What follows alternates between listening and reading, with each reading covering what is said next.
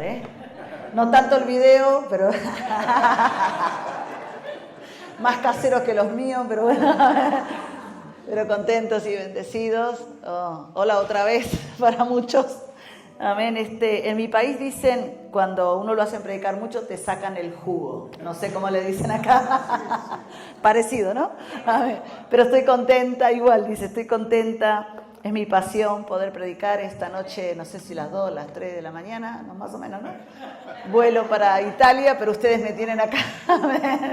Pero estoy contenta y bendecida de compartir con ustedes.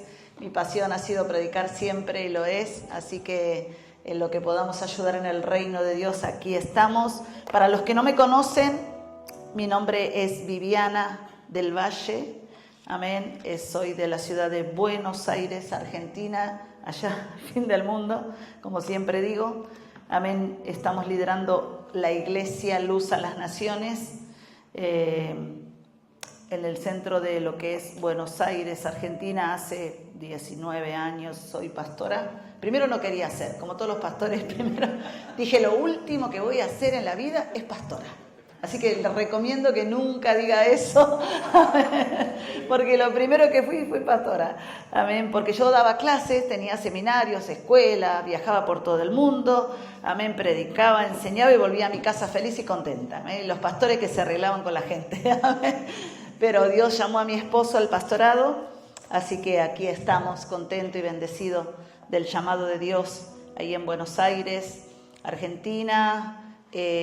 Argentina entró en una crisis financiera bastante complicada como nunca en los últimos tiempos, así que Dios nos ha bendecido y en la crisis, la peor crisis de la historia, compramos un edificio. El año pasado compramos un edificio. Porque nuestra economía no depende de la tierra. ¿Cuántos creen?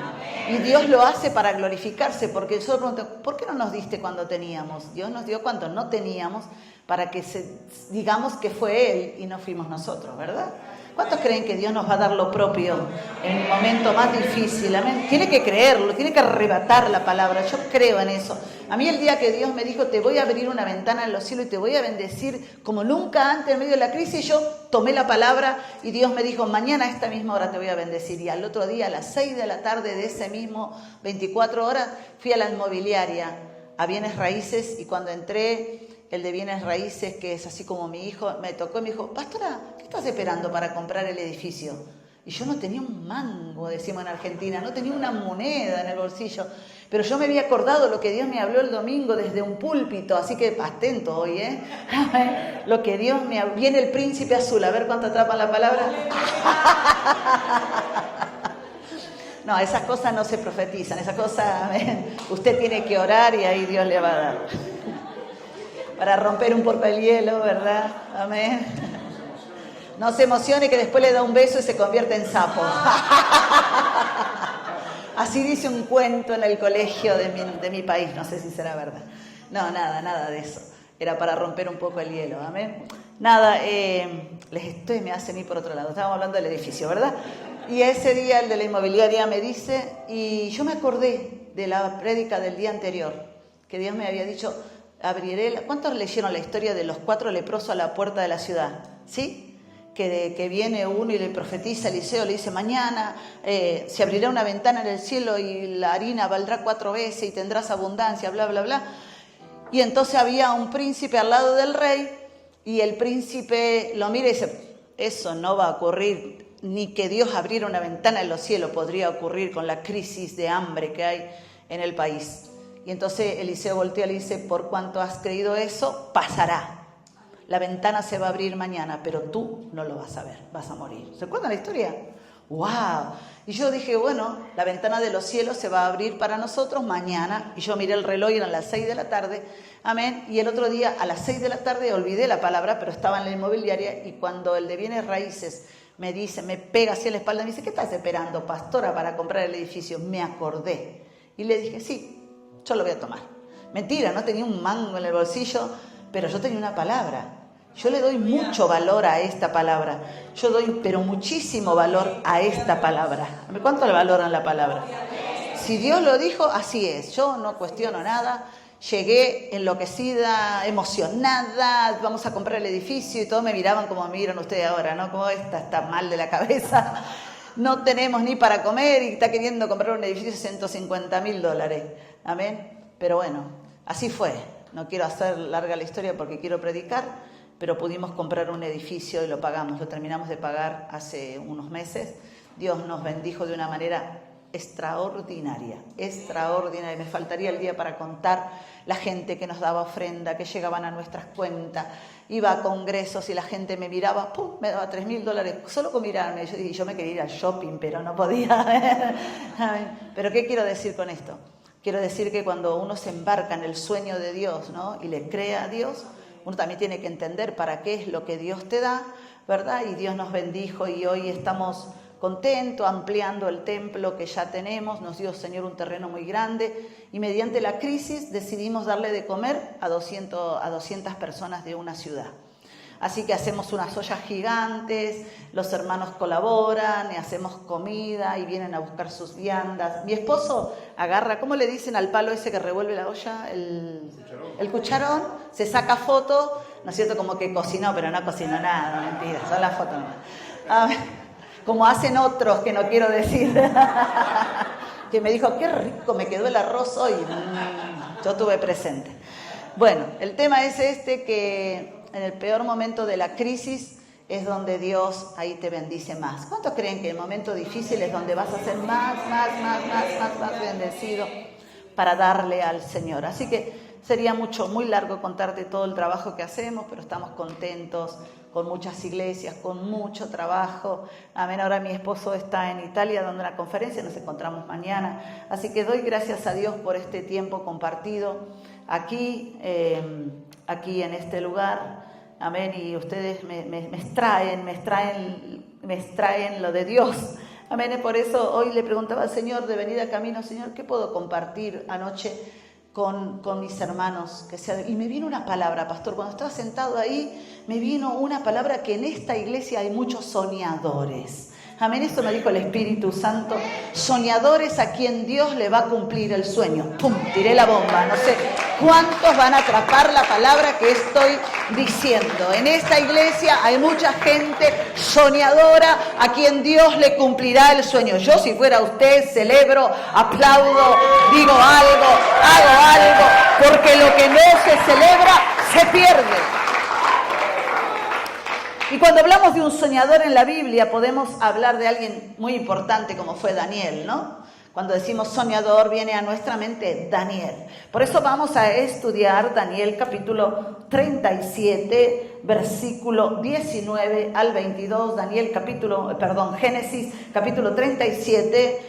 capítulo 37, versículo 19 al 22, la historia de Daniel.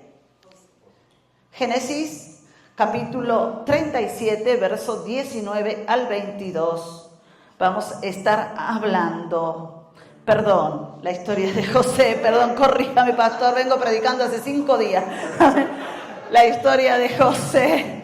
Ustedes no dijeron nada, no leen la Biblia, no me corrigieron. Ay, gracias, pastor, ahí está. La historia de José el soñador. Y todos dijeron amén y gritaron, tan peor que yo ustedes.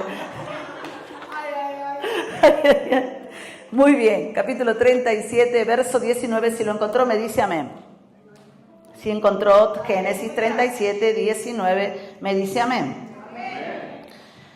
Y dijeron el uno a otro, he aquí viene ¿quién? El soñador.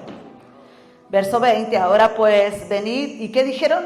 Matémosle y echémosle en una cisterna y diremos, alguna mala bestia lo devoró. Y veremos qué será de sus sueños.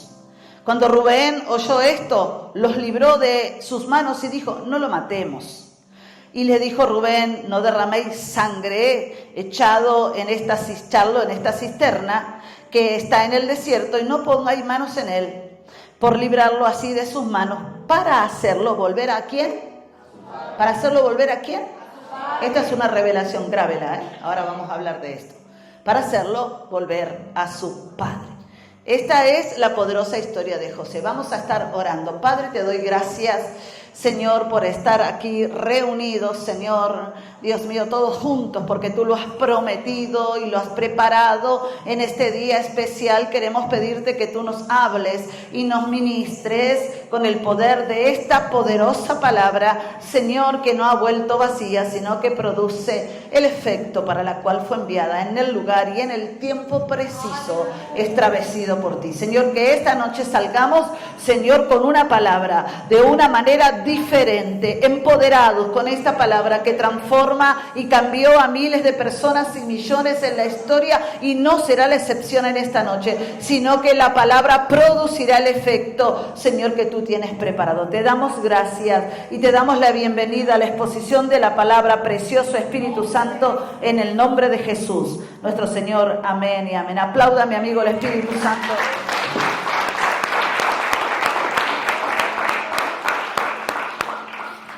Le puse por título a este mensaje: del pozo al palacio. Amén. Dígale a alguien de al lado: del pozo al palacio. Esta es la tan famosa historia de José, que ustedes la conocen. José era el hermano menor de una familia muy numerosa, pero la Biblia habla en esta ocasión que él era el consentido de su papá. ¿Cuántos conocen la historia? ¿La han escuchado alguna vez? Amén. No hay que como ir a la historia pasada, sino dice la Biblia que Dios entonces le dio a Jacob este hijo pequeño, al que él esperó por mucho tiempo. ¿Y qué hizo? Él le colocó algo especial para identificarlo de los demás. Le colocó un manto de colores. ¿Cuántos recuerdan la historia? Los demás tenían mantos negros, grises, no sé qué color tendría, pero él tenía un manto de colores. Póngale la mano al lado así, dígale: te veo el manto de colores. Te veo el manto de colores. ¿Cuánto pueden ver en el de atrás y adelante? Un manto de colores. Amén. Esto es lo que el padre hizo en particular. Y los hermanos dijeron: he aquí viene, aquí, ¿cómo se llama la iglesia? He aquí, amén, en Alfa y Omega, un domingo que ya ni sé qué día es hoy, 22 de marzo, a las 6 y tanto aproximadamente, amén, está José, sentado en medio de los hermanos, amén. Así que Dios le había provisto un manto. Y cuando hablamos de manto, hablamos de algo que nos cubre, de algo que nos viste, de algo que nos identifica. Cuando veían a todos los hermanos, resaltaba ahí entre medio, ¿no es cierto?, José con su manto diferente. La Biblia dice que él era el hermano más pequeño de ellos, y no sé si alguna vez lo escucharon, hay una canción cristiana que dice: le quitaron la túnica, pero no el propósito. ¿Cuánto lo escucharon a ese tema cristiano? Le quitaron la túnica, pero no el propósito, le quitaron el privilegio, pero no su adoración. Porque sus hermanos en ese momento, amén, querían quitarle el manto de colores, porque el padre tenía un cierto privilegio sobre el menor, era como el elegido para las cosas grandes. Pero no solo el padre, sino que Dios le había dado unos sueños. Recuerdan que él soñó que el sol y las estrellas, el sol y la luna se inclinaban delante de él, y el padre como que analizaba los sueños que tenía este joven cuando era muy joven, y él dijo: no puede ser que nosotros nos inclinemos delante de él. No alcanzaba a comprender el sueño. Entonces un día el papá manda a los hermanos a cazar al campo, y pasado unos días le dice a José que fuera a llevarle unos alimentos, que fuera a ver qué era de sus hermanos en el campo. Pero ahí, cuando lo ven venir, los hermanos planifican ¿qué? Según lo que leímos. ¿Qué planifican? Matarlo. Planifican matarlo. ¿Y por qué querían matarlo? A ver, alguno que me diga qué fue lo que José le hizo a sus hermanos. ¿Hay algún escrito de que le haya hecho algo? No, ¿verdad? ¿Le hizo algún mal? No. Entonces, ¿qué piensan ustedes? ¿Por qué motivo, causa o razón los hermanos quisieron matar a José? ¿Qué piensan ustedes? ¿Por qué? Por envidia, ¿verdad? Porque el manto produce envidia. Así que mire al de al lado y dígale: el manto produce envidia.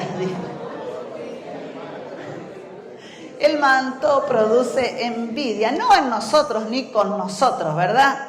Sino con los que no entienden el propósito de Dios sobre el manto que Dios colocó sobre las personas. Y cuando hablamos en esta ocasión de manto, hablamos de privilegio, hablamos de elección de parte de Dios de antes de la fundación del mundo sobre nosotros. ¿Cuántos creen que somos los elegidos de Dios? Hay algunos que no. ¿Cuántos creen que somos los elegidos de Dios? Antes de la fundación del mundo, Dios dijo tú y todos nosotros para ser elegidos para alabanza de mi gloria, ¿verdad? Y porque entendemos que allá afuera de la ciudad hay muchos que no tienen el privilegio de adorar y bendecir al Señor como nosotros. Amén. No tienen el privilegio de tener al Espíritu Santo, porque usted y yo tenemos el manto del Espíritu Santo sobre nosotros. ¿Cuántos creen esa palabra? Amén. Entonces ellos dijeron, vamos a matarlo para llevar adelante la visión. Era necesario que Dios levantara un soñador. Dios tenía un propósito por lo que estaba por venir sobre la nación. Amén, que iba a venir mucho hambre, mucha necesidad. Y Dios tenía preparado un plan, ¿no es cierto?, para que alguien pudiera convertirse en el propósito de Dios. Entonces Dios necesitaba a alguien para poder introducirlo dentro del propósito de Dios. Por eso la Biblia dice que todas las cosas que nos pasan a los llamados por Dios, ¿qué son? Son propósitos eternos de Dios, ¿sí? Entonces toque a alguien y dígale, todo lo que estás pasando es propósito de Dios. ¿Cuántos creen? Ahora hago la pregunta, la gran pregunta. ¿Las cosas buenas y las malas? ¿O solo las buenas? Ambas, ¿verdad? Porque después lo vamos a ver al final de esta historia. Lo vamos a ver que cuando los hermanos vinieron a llorar para pedirle perdón, José dijo, no lloren. Porque si ustedes no me hubieran metido en la cisterna, ni me hubieran llevado preso, ni hubiera ido a la casa de Potifar y todo lo que pasó, hoy yo no estaría en el palacio. Entonces, todo lo que pasó fue porque Dios lo permitió para que hoy yo pueda estar sentado en el trono para liderar lo que Dios quería que pudiera liderar. Así que toque a alguien y dígale, todo lo que te pasó y lo que te está pasando está permitido por Dios. ¡Wow! No dije que Dios lo provoca porque Dios no tienta a nadie, dice Santiago, pero estoy diciendo que Dios lo permite, ¿sí o no? Lo bueno y lo malo, permitió un montón de cosas que no voy a extenderme en eso en esta noche, pero todo está permitido por Dios, porque Dios quería llevar a cabo un sueño. Por eso que a José Dios coloca un sueño en el corazón de José, una visión, porque sabía Dios que José era el único indicado en llevar adelante la visión de Dios. ¿Y qué es la visión de Dios? ¿Qué es la visión de Dios? La visión de Dios es ver con los ojos como Dios ve. ¿Ve? Por ejemplo, el pastor o la pastora o algunos hemos dejado nuestro país para ir a hacer la visión de Dios. ¿Verdad? Usted ha dejado su país para venir aquí a hacer su propia visión, ¿no? Vino a trabajar para ayudar a sus familiares o para tener una vida mejor. Pero aquí, entre todo el proceso, usted se encontró con Dios, ¿verdad? La visión es ver con los ojos que Dios ve y la misión es el medio que Dios usará para lograr esa visión. Por eso es que el manto produce envidia, produce problema, produce exclusividad. El manto produce un sentido de propiedad. El manto produce evidencia. El manto produce que otros vean que Dios está contigo, ¿verdad? A algunos les gusta, a algunos no les gusta, amén, ver que Dios está con nosotros, amén. Pero como estos hermanos, que también eran judíos, que también conocían a Dios, ellos dijeron, vamos a ver qué hace con sus sueños si lo matamos. ¿Qué iba a hacer con sus sueños? Mire, yo quiero hablar sobre los 4 pasos del proceso de la vida de José en esta noche. El primer proceso para llegar al palacio, del pozo al palacio, es que él, lo primero que le ocurrió en su vida es que los que estaban a su alrededor no creían en su ministerio. Su familia no creía en él, sus amigos no creían en él, los que estaban cerca no creían en él. ¿verdad? Como le pasó a Jesús. Dijeron, este no es el hijo del carpintero, no puede hacer milagros en este lugar, ¿verdad? Pero mucho más profundo, porque José era un prototipo de la cruz y de Cristo, dice que sus hermanos, propios hermanos, no creyeron en el ministerio, el sueño y la visión que Dios había puesto en esto. Por eso, como no creyeron en él, el primer punto que él sufre en el proceso es el desprecio de los que estaban a su alrededor. Así que toque a alguien y dígale, si los hermanos, si los familiares, y los amigos te desprecian, no te preocupes. Amén. Es parte del proceso. No te preocupes. Amén. Los familiares dijeron, en mi país dicen, te volviste muy fanático. Amén. Porque orás a la mañana, orás a la tarde, orás a la noche, vivís en la iglesia, vivís metido en la iglesia. Algunos tratan a los que sirven mucho a Dios como muy fanáticos. Ellos no logran entender el sueño y la visión que Dios colocó en nuestro corazón.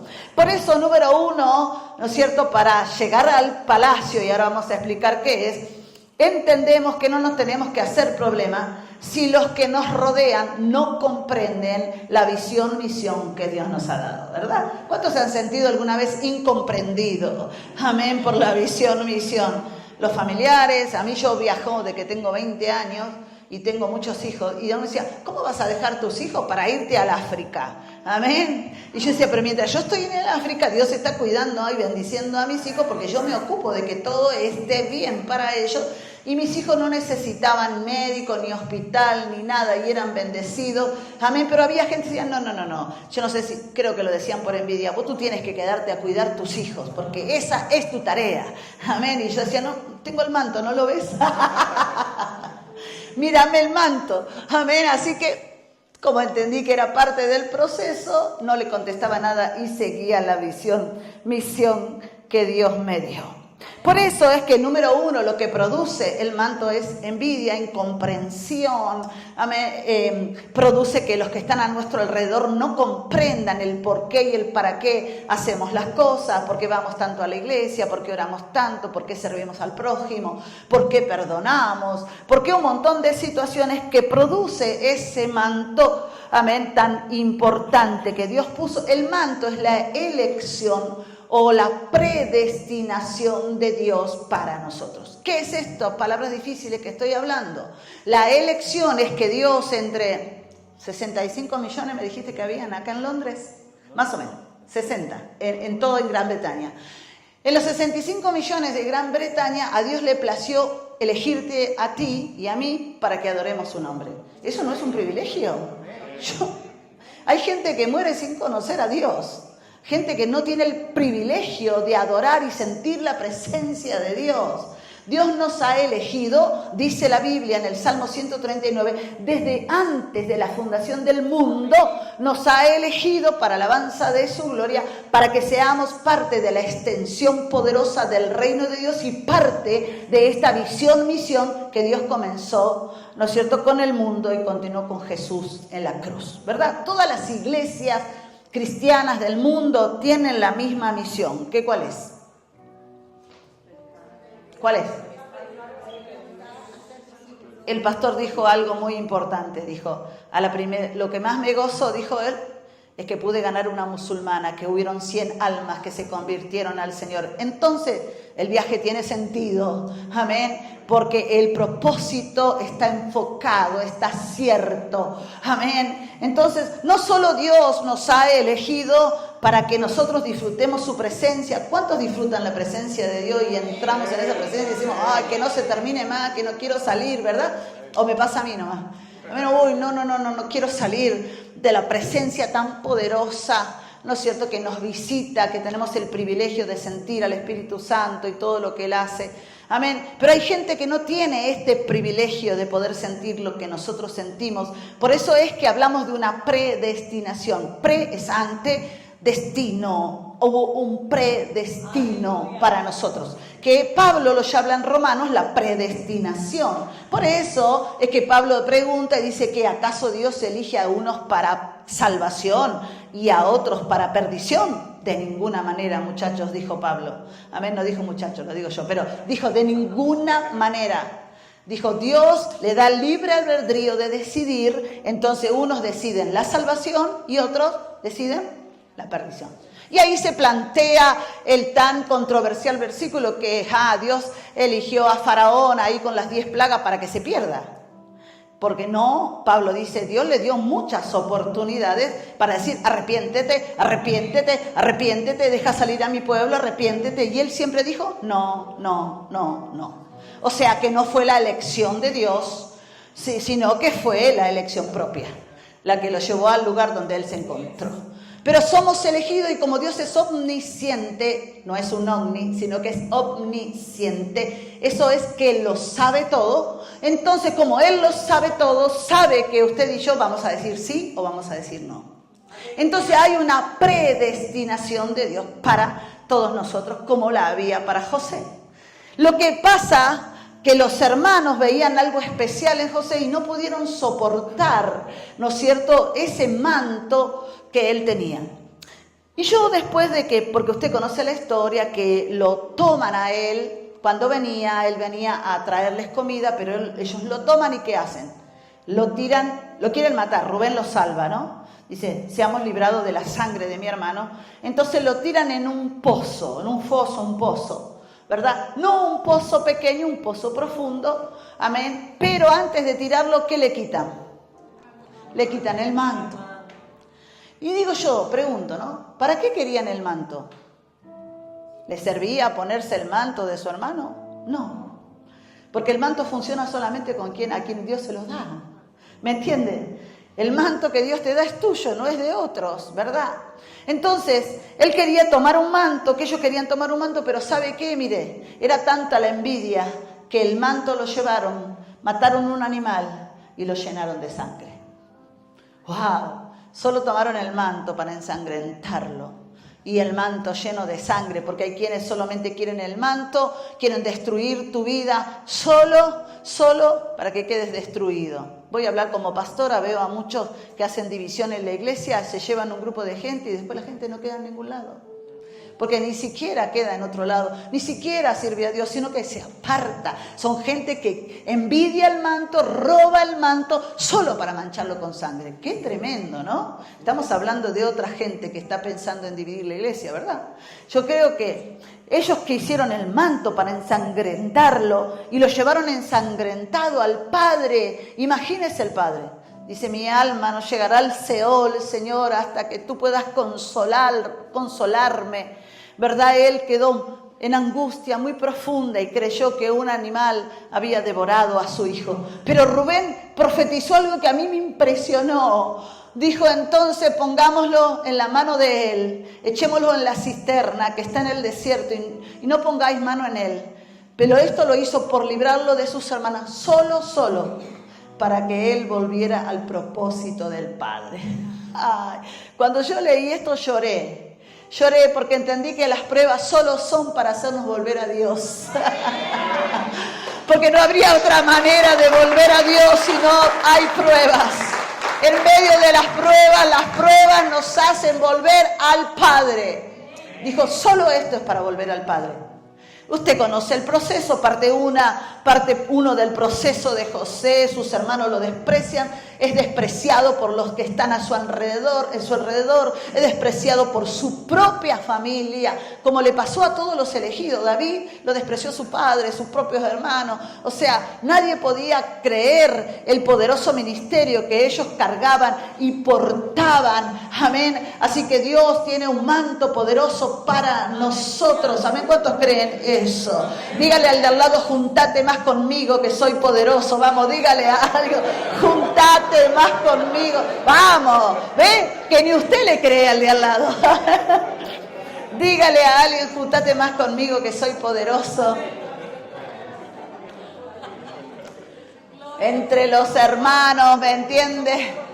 Amén. Los hermanos no le creían, los hermanos de la iglesia, no, mentira, los hermanos propios no le creían. Dice la Biblia, ¿verdad? Lo echan, número 1, lo echan en la cisterna, ¿verdad? Y está ahí en la cisterna. Y yo quiero hacer un poco una historia, un teatro, amén, de esto. Y pensar que ellos se pusieron a comer al lado del pozo. Y yo creo que José gritaría, lloraría, pediría por favor.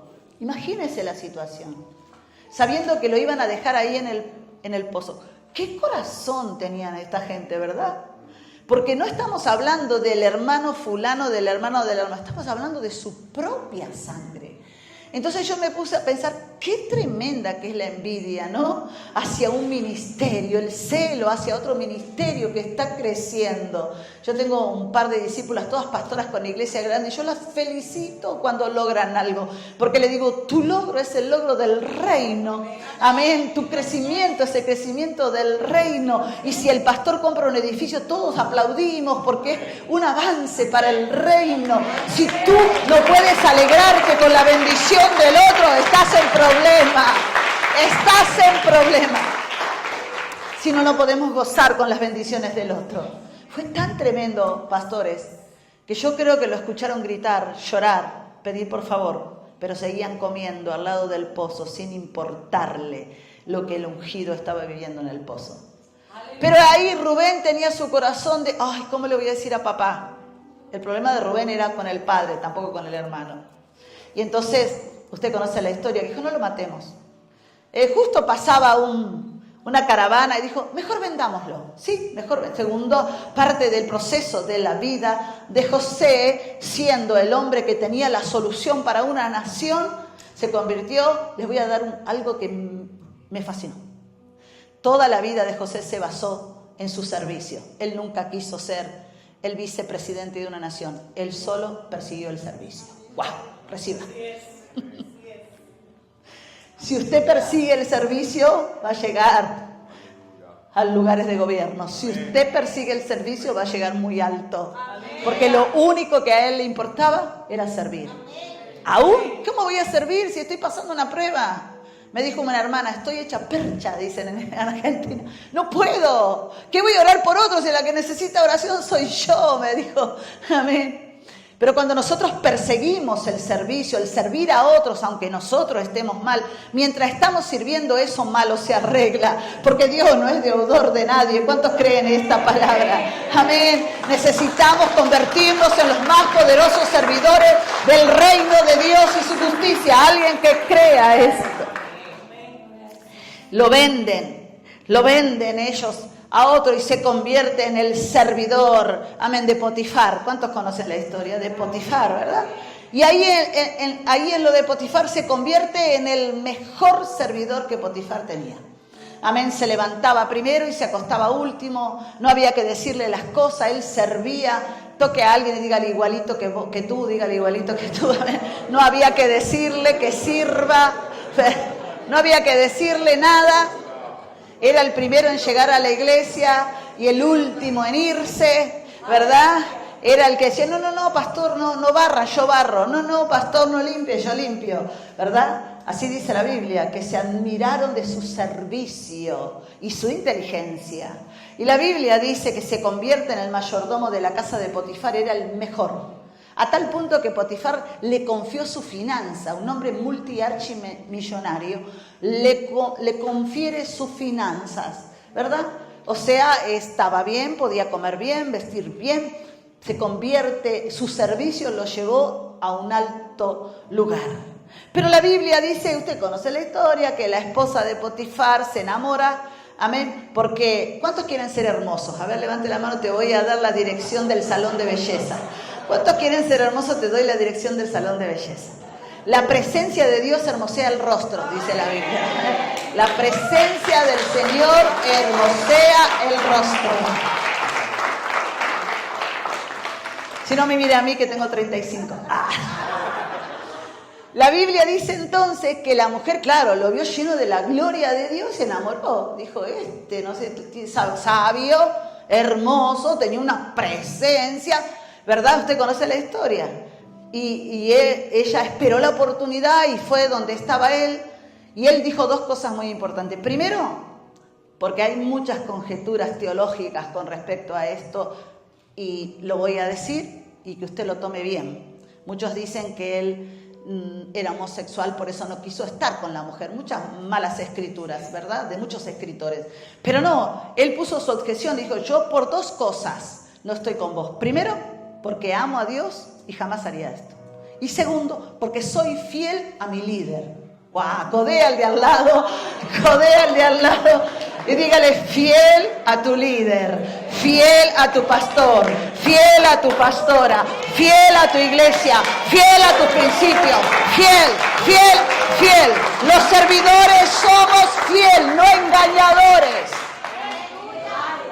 Ay, ay, ay, ¿verdad? Y entonces ella se enfureció. ¿Cómo me va a despreciar a mí, la mujer más rica de no sé dónde? Amén. Y él dijo: no, amo a Dios, y aunque estemos en la oscuridad, porque Dios lo ve todo, aún aquello en la oscuridad, dijo: no lo haría porque soy fiel a Dios y también porque soy fiel a mi dueño. Entonces ella asió la ropa, se quedó con la ropa y dijo: con esto me la vas a pagar. Pero lo que ella no sabía, que estaba metiendo más profundamente en el proceso de lo que Dios quería hacer con José, y bueno, pum, lo mete preso, ¿no? Viene Potifar y lo meten preso.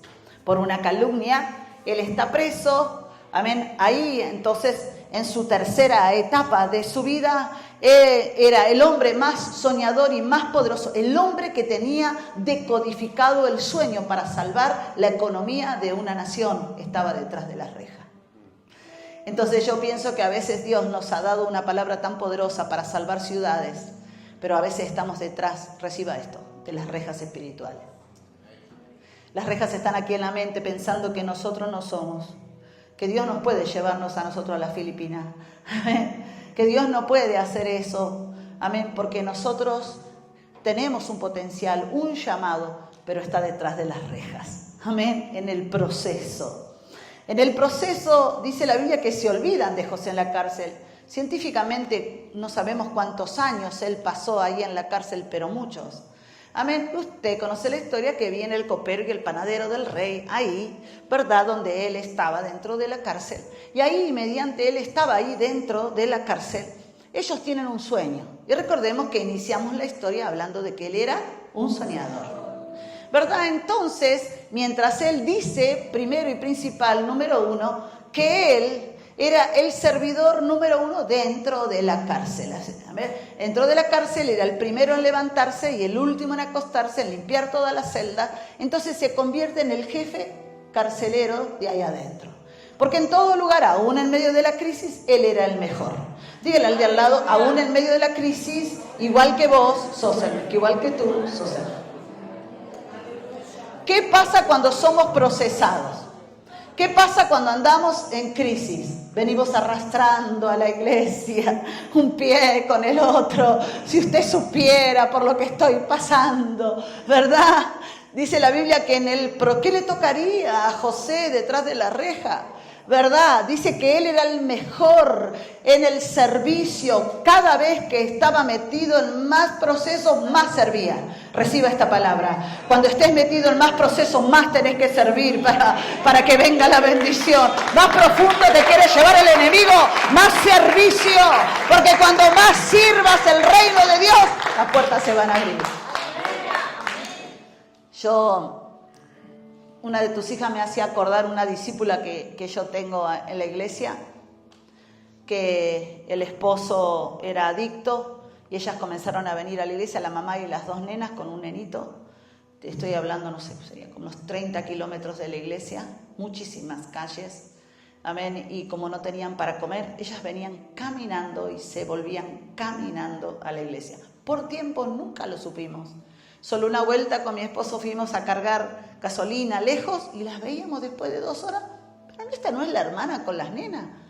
Resulta que sí, jamás habían dicho, pero venían caminando. Y nunca dijeron: ay, que se hace tarde, que voy a llegar. Llegarían a su casa a la 1 de la mañana. Y comenzamos a tomar conciencia de que las hermanas no le importaba no tener dinero para venir a la iglesia, no le importaba no tener un carro para venir a la iglesia, no le importaba si comieron ese día o no comieron para venir a la iglesia. Y nosotros dijimos: wow, Esto es servicio. Las le cogimos en el auto, comenzamos a ayudarlas entre todos los hermanos, con la comida, con la ropa, con todo. Ellas se convirtieron en unas líderes poderosas. Hoy una de las líderes es mi líder de alabanza, de danza, y viaja por todo el mundo porque es maravilloso lo que Dios le dio. La llevan a conferencias, se convirtió en una ministra de Dios muy importante, porque cuando estés más en el pozo, cuando estés en la cárcel, tenés que servir más a Dios. Porque cuando más sirva, más recompensa de parte de Dios. Porque no es para los hombres, es para el reino de Dios. ¿Cuántos creen eso?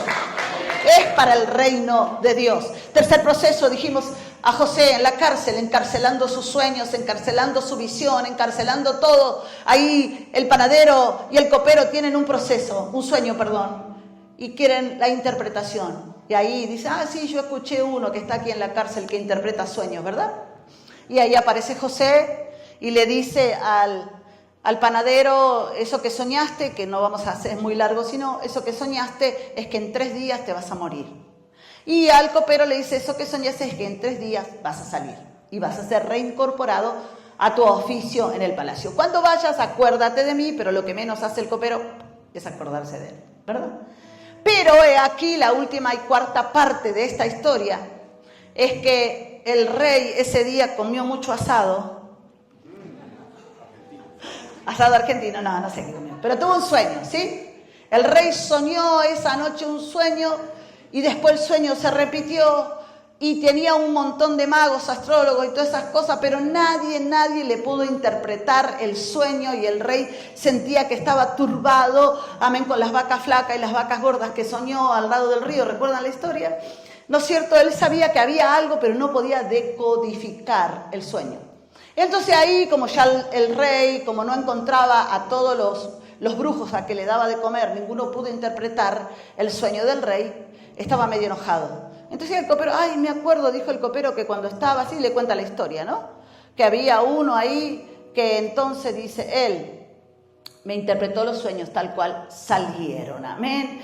Y Génesis 41, verso 14, dice que entonces el rey, en esa oportunidad, el faraón envió y llamó a José y lo sacaron como apresuradamente de la cárcel y tuvieron que afeitarlo, mudarlo de vestidos y vino a faraón porque tuvieron que arreglarlo porque estaba deplorable, estaba en la cárcel, ¿verdad? Entonces dice que el rey estaba apresurado, dijo, llamen a José. Y cuando José viene, amén, y yo siempre hago el preludio de a José sentado en la cárcel después de tantos años, orando, esos años le sirvieron para acercarse a Dios, ve meter la llave en la puerta, ¿no es cierto? Porque había llegado la última parte de su proceso. Y era que Dios lo iba a sentar en los lugares de gobierno, porque Dios le iba a dar un diseño que iba a salvar a una nación y a las naciones de la tierra. Y la Biblia dice que entonces usted conoce la historia, que en esa última etapa el rey lo manda a llamar apresuradamente. Y el rey en este caso figuremos como Dios y a José como el soñador. Entonces el rey lo llama y tiene una charla con él y dice, tu nombre, le dice el rey, ha sido oído en el palacio. Dígale al de al lado, tu nombre ha sido oído en el palacio. Vamos, dígale al de atrás, tu nombre. ¿Cuántos creen eso? Porque todo, dijimos estos días, para los que vienen conmigo todos estos días, todo tiene un propósito y dentro del propósito todo tiene un tiempo. ¿Sí o no?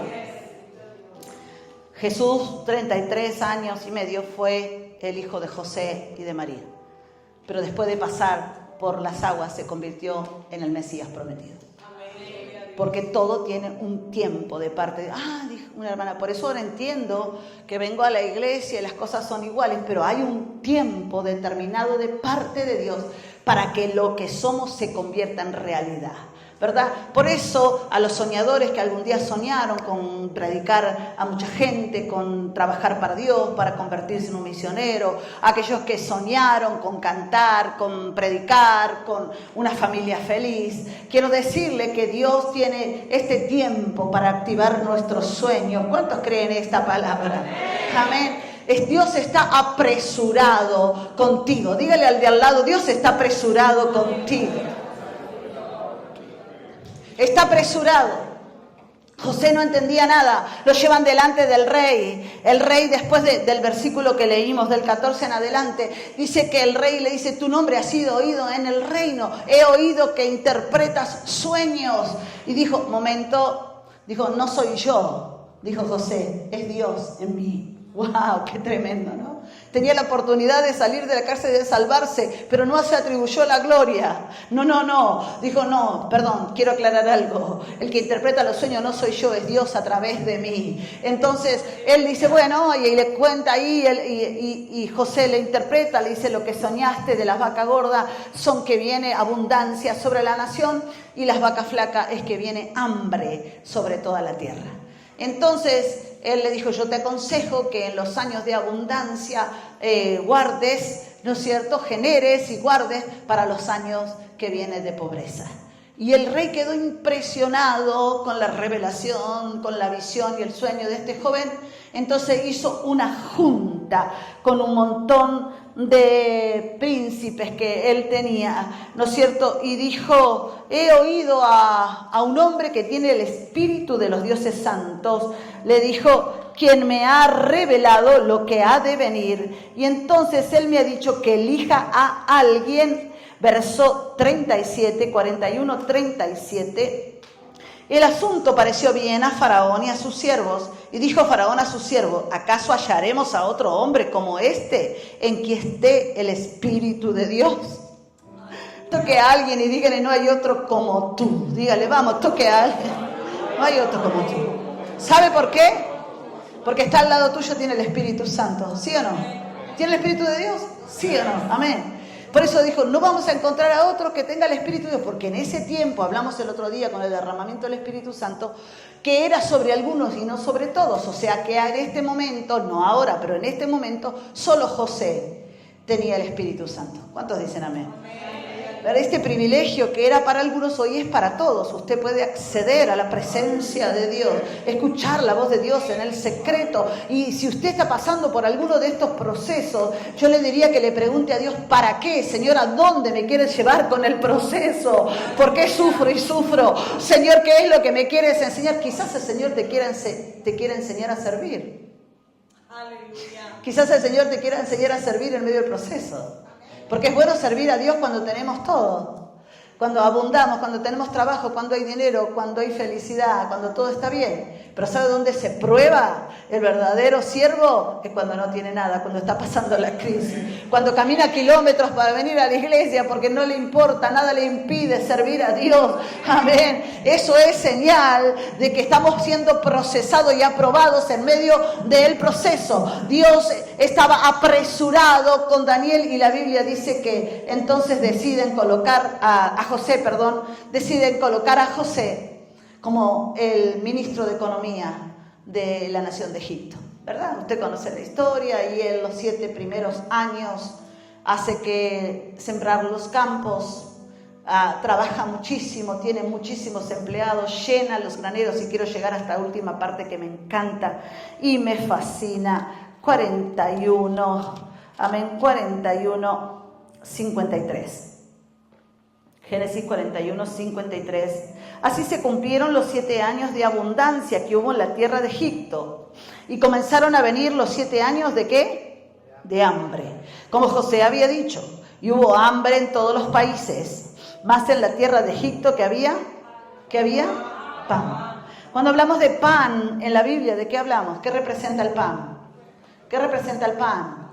La palabra. Amén. Pan. En la tierra había pan, porque José había guardado pan. ¿Cuántos guardaron pan? ¿Cuántos consumieron pan de este púlpito? Mucho tiempo. Amén. Tenemos una reserva que entregar a la gente que está afuera, a los que están en las calles, a los holmes, a los perdidos, a los enfermos, a los abatidos, a los adictos, a los que no conocen a Cristo. Señores, el tiempo está listo y el pan está preparado. Tenemos pan. Dice entonces, verso 54, y comenzaron a venir los 7 años de hambre, como José había dicho, y hubo hambre en todo el país, más en la tierra de Egipto había pan. Cuando se sintió el hambre en toda la tierra de Egipto, el pueblo clamó a Faraón por pan, y dijo Faraón a todos los egipcios, que dijo, id a José y haced lo que Él os dijere. Y usted conoce la historia, y el hambre estaba por toda la extensión del país. Entonces abrió José todo granero, donde había, y vendían a los egipcios, porque había crecido el hambre en la tierra de Egipto, y de toda la tierra venían a Egipto para comprar, dice, de José, porque en toda la tierra había crecido el hambre. La semana pasada, la antesemana pasada, estuve escuchando una conferencia de unos hermanos de Irak que decían que se habían convertido en traficantes de Biblia. Por la única razón de que no se podía tener ni siquiera una hoja de la Biblia. Porque el que le encontraban una hoja de la Biblia es torturado. No estamos hablando de este año, ¿sí? De hace 3 semanas. Estamos hablando de que no se puede poseer una hoja de esta Biblia porque va torturado, preso, muerto. ¿Me entiende? Entonces, el pan significa la palabra. Usted está consumiendo mucha palabra. ¿Y qué hace con la palabra que tiene? Porque hay gente acá cerquita que muere, amén, por escuchar, por guardar, por poseer un versículo. Hablaban de una hermana, amén, a quien metieron preso porque había reservado un versículo, había escondido en su casa un versículo de una hoja de la Biblia. Y eso me hizo llorar. Y me hizo pensar en qué poca importancia nosotros le tenemos a la palabra. ¿Cuánto consumimos de ello? Dios nos libre y ojalá tengamos libertad de culto siempre, ¿verdad? Porque el día que se diga no, yo creo que muchos de nosotros no recordaremos parte de la Biblia. Es necesario consumirla, guardar la palabra en los graneros. Como Él dijo, guardemos pan, guardemos trigo, guardemos. ¿No es cierto? Entonces, cuando vino el hambre sobre la tierra de palabra, entonces José dijo, mire, yo no sé, pero hay un hombre que está habilitado para abrir la puerta de los graneros. Levanten la mano porque quiero profetizar una palabra sobre la iglesia y sobre los presentes. Declaro que estamos habilitados a abrir la puerta de granero para darle palabra a todo el mundo, a todos los que vengan del mundo, hambrientos y sedientos de la palabra de Dios. Y ramando, ramanderepra. Yo siento que habrá palabra, que habrá pan para darle comer a las naciones. ¿Cuántos creen esta palabra? Dios te está habilitando a abrir la puerta del granero, porque el faraón dijo, yo no tengo palabra, pero la iglesia está con un granero lleno. Estamos habilitados a abrir la puerta del granero. Alguien que aplauda esta poderosa palabra. Estamos habilitados a llevar adelante la visión de Dios. Tenemos una palabra tan impresionante, que sana, que libera, que restaura, que cambia las vidas para siempre. Señores, usted y yo tenemos una palabra y la consumimos todos los domingos. Es necesario convertirnos en los predicadores más poderosos que tenga Londres, en los predicadores más poderosos que tenga Europa. Necesitamos salir de nuestro estado de comodidad. Dejamos de llorar. Necesitamos dejar de llorar por estar en la cárcel, en el pozo, en las rejas. Necesitamos hacer la obra de Dios. La Biblia dice que nuestra principal visión es que la cantidad de gente mayor conozca al Señor. Pregunto, en estos 3 meses, ¿a cuántas personas le predicaste? ¿Le hablaste del Señor a 3 en 90 días? ¿Le hablaste a 2?